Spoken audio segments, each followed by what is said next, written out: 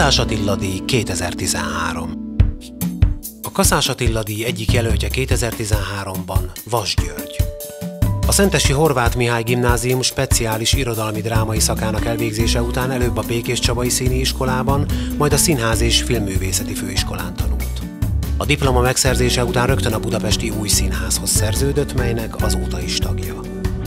A családunkban nem volt semmiféle előzménye ennek a dolognak, hogy színház, vagy előadóművészet.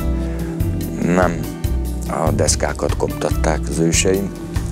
Ez inkább a véletlenek sorozata, ami így egymás után összerakta ezt a képet.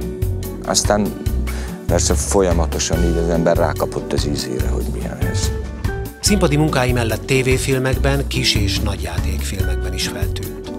A Könnyű Estisértés elnevezésű színészzenekar dobosa már több mint 10 éve. Vas György munkáját az Új Színház művészei Paulay Ede díjjal jutalmazták 2002-ben.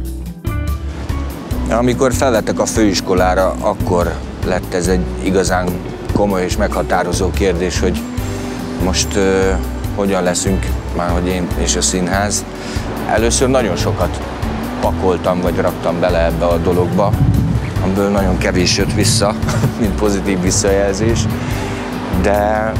de előrefele menekültem. Az, hogy a kollégák elismerését megkaptam, vagy megkaphattam, az egy nagyon pozitív visszacsatolás, hogy kitüntettek a figyelmükkel, és a szeretetükkel is.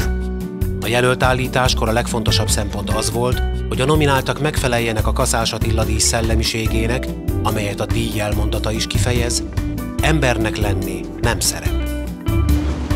A színházban a szakmaiság mellett nagyon-nagyon fontos az, hogy az ember azt a tisztaságot és egyszerűséget, amit végül is semmilyen iskolában vagy oktatási intézményben nem kaphat meg, azt megőrizze. Ennek az emberségnek a megőrzése, ez a mi kezünkben van. Ennek a lehetősége, hogy ez nem múljon el. Szavazzon ön is az idei év legkiemelkedőbb színészi és emberi teljesítményére. Szavazzon a művészre, szavazzon az emberre. Kaszás Attila díj 2013.